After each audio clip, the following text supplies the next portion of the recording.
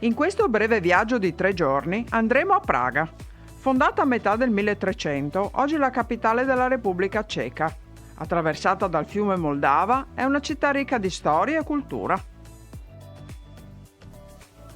Per rimanere vicino al centro, decidiamo di prenotare al Prague Camp, su un'isola della Moldava, che si è rivelata un'ottima soluzione, tranquilla, confortevole e molto vicina alla fermata dei mezzi pubblici.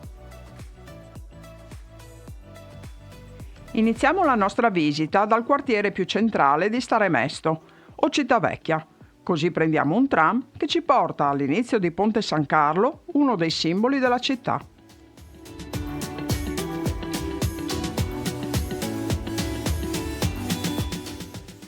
La porta di accesso al ponte è la Torre Malostranska Vec e attraversata la porta si entra in un museo a cielo aperto, con una splendida vista sul fiume che taglia in due la città. Questo ponte è stato costruito nel 1357 e fino al 1700 è stato l'unico collegamento tra il castello e il centro di Praga.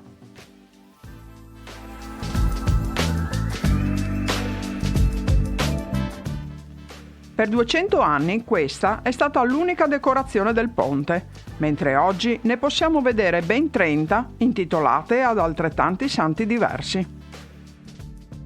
La più famosa è questa di San Giovanni Nepomuceno, famoso per aver avuto il coraggio di opporsi a Re Venceslao, che dopo averlo ucciso lo buttò nel fiume nel punto in cui è stata posta la statua. Quando il corpo cadde in acqua, 5 stelle brillarono in cielo con una luce molto forte e sembra che strofinare la statua porti fortuna per 10 anni.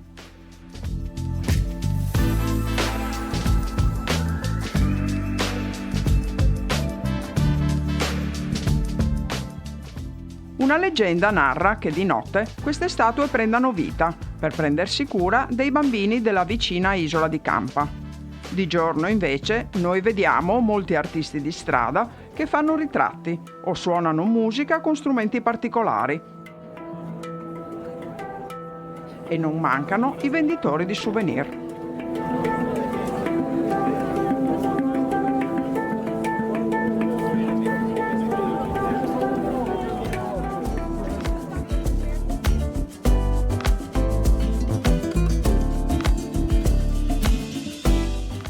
Arrivati alla fine del ponte, troviamo anche la statua di Re Carlo IV che fece costruire il ponte e anche la seconda torre Staromesca Vec, che permetteva l'accesso alla città vecchia. Decidiamo di salire su questa torre del XIV secolo e troviamo una prima stanza ancora ben decorata da stemmi colorati. Ma la torre, costituita ancora oggi da parti originali all'80%, è alta 47 metri e così proseguiamo la salita dei 138 gradini per arrivare in cima e goderci un bel panorama sulla città.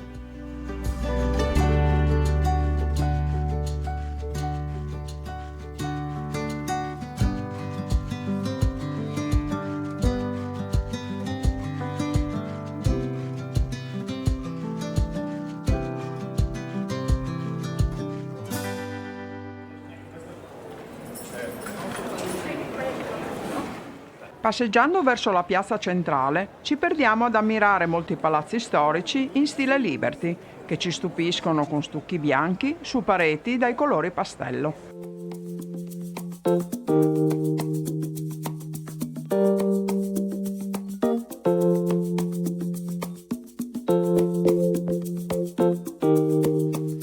E arriviamo ad un altro simbolo di Praga, l'orologio astronomico, che ha più di 600 anni. E allo scoccare di ogni ora si anima e attraverso 2 piccole aperture si vedono passare i 12 apostoli.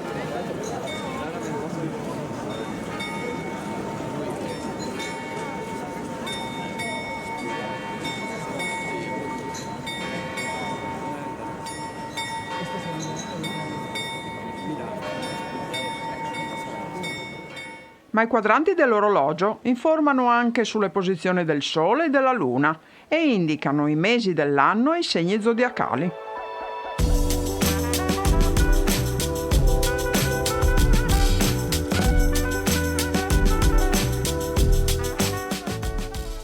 Ci spostiamo di pochi passi e arriviamo alla piazza del municipio, che esisteva già nel X secolo e sulla quale un'enorme scultura in bronzo ricorda Jan Hus. Simbolo di forza morale della rivoluzione hussita e precursore della riforma protestante, accusò il clero di corruzione e fu bruciato vivo nel 1415 per non aver rinunciato alle proprie idee. Tutto il centro storico è tutelato dall'UNESCO come patrimonio dell'umanità, ma la piazza è davvero il cuore pulsante di Praga e punto di riferimento per molti turisti. Ma noi intravediamo le guglie della chiesa della Vergine Maria davanti a Tin. Con la statua dorata della Madonna sulla facciata è il secondo santuario più importante di Praga e nel 1600 era la principale chiesa hussita della città. Il fonte battesimale del 1400 è in stagno e l'organo del 1600 sono entrambi i più antichi di Praga.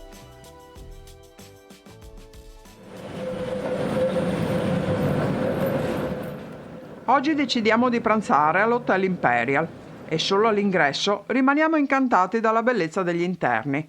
Ma ahimè non avevamo prenotato e come spesso succede a Praga non c'è nemmeno un tavolo libero. Così attraversiamo solo la strada per tentare con il next door. La sala è molto bella e piena di gente, ma riusciamo a trovare un tavolo e ordiniamo l'anatra, un tipico piatto ceco che abbiamo molto apprezzato.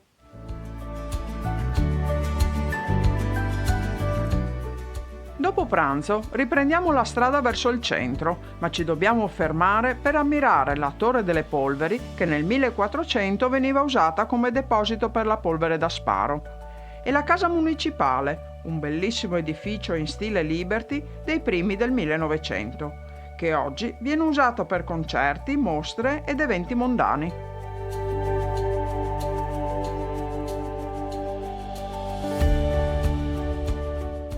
Rimaniamo ancora nel quartiere della Città Vecchia e passiamo davanti al Rudolfinum, sede dell'Orchestra Filarmonica di Praga, usata come sala da concerti e come galleria d'arte per mostre temporanee.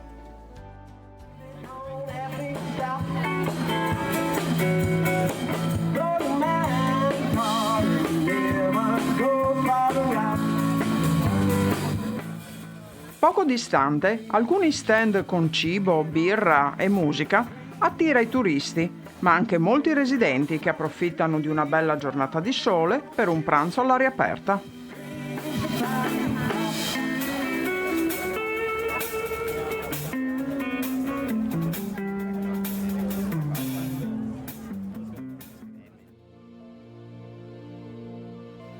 Ancora pochi minuti a piedi e arriviamo al quartiere Josefov per visitare con un unico biglietto l'intero museo ebraico, un complesso di edifici visitabili in autonomia che custodiscono migliaia di oggetti della tradizione ebraica.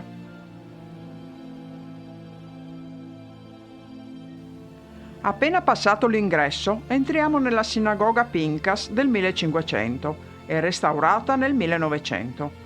In occasione del restauro, 2 pittori hanno scritto manualmente sulle pareti, in ordine alfabetico, i nomi di 80.000 vittime ceche della Shoah. Questo edificio è così diventato un memoriale fra i più vecchi in Europa.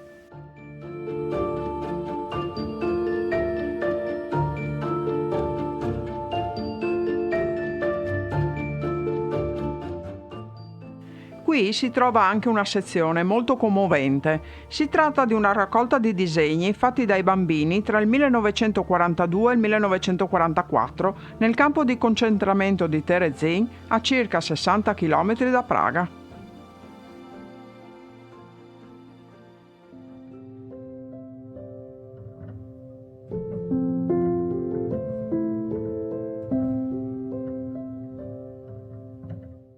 Usciamo dalla sinagoga per andare al cimitero ebraico, uno dei più antichi al mondo, usato per 300 anni, Questo piccolo pezzetto di terra, assegnato agli ebrei fuori città, era troppo piccolo e così le sepolture sono state fatte a strati. Sembra che negli oltre 10 strati di questo piccolo fazzoletto di terra ci siano 12.000 lapidi, per un totale di 100.000 persone. Alcune lapidi hanno piccoli sassolini lasciati in segno di rispetto e sembra che un pensiero scritto su un minuscolo pezzo di carta venga lasciato per onorare e non dimenticare il defunto.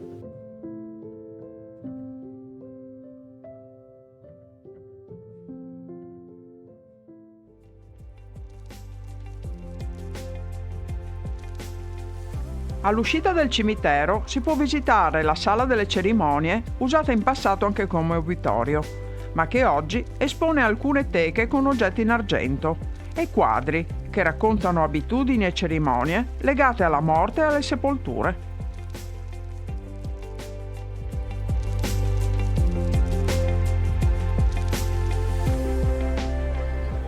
Ci dirigiamo verso gli altri edifici e lungo la strada non mancano i venditori di souvenir. Entriamo nella sinagoga Clausen, che risale alla fine del 1600 ed era la più grande del ghetto. Qui si riuniva chi si doveva occupare dei malati, ma anche dei funerali e dei cimiteri. Oltre ad una Torah parzialmente srotolata, ci sono numerose teche con oggetti che richiamano la vita quotidiana delle famiglie ebree, incluse le feste come una nascita o un matrimonio.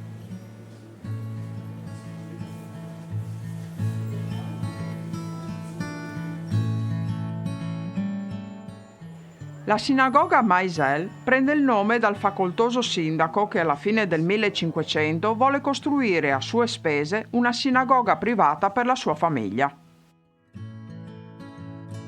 Durante la Seconda Guerra Mondiale è stata usata come deposito di oggetti di culto ebraici, che oggi sono custoditi nel Museo Ebraico e rappresentano una delle più importanti collezioni al mondo.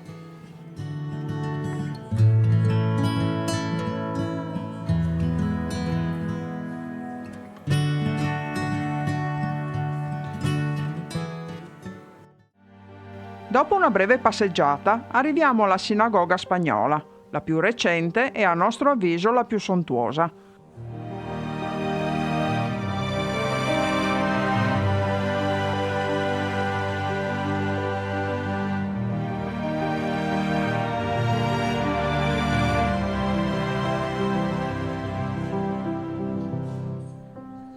Le decorazioni degli interni sono ricche e colorate e ricordano uno stile islamico tetto moresco che si è sviluppato in Spagna e che ritroviamo anche in questa meravigliosa sinagoga.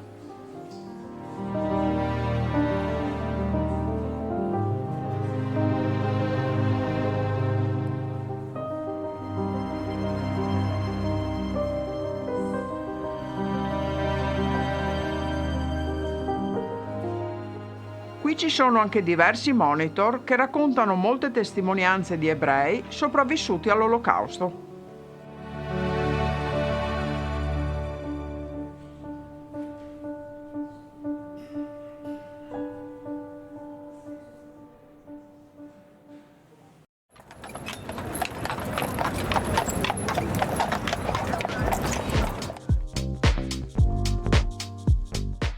Terminata la visita al Museo Ebraico, passeggiamo ancora per le vie di Stare Mesto e decidiamo di assaggiare la famosa birra ceca alla Tigre d'Oro, una famosa birreria di Praga.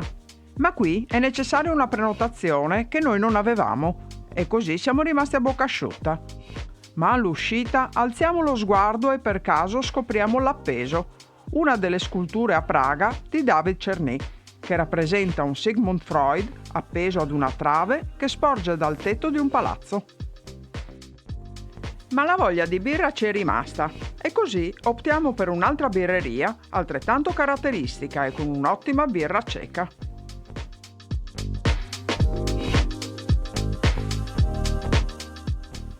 La testa di Kafka è un'altra delle opere di Czerny, una statua rotante alta 10 metri composta da 42 sezioni orizzontali a specchio che si spostano automaticamente ogni quarto d'ora.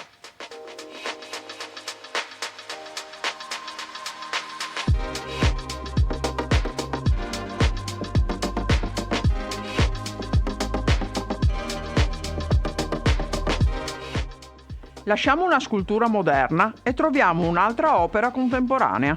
La casa danzante, progettata dall'architetto Franco Gehry, è uno spettacolare edificio del 1996 ispirato alla coppia Fred Astaire e Ginger Rogers che stanno ballando. È possibile entrare nel palazzo e salire all'ultimo piano dove c'è un bar con terrazzo, da cui si può ammirare Praga dall'alto.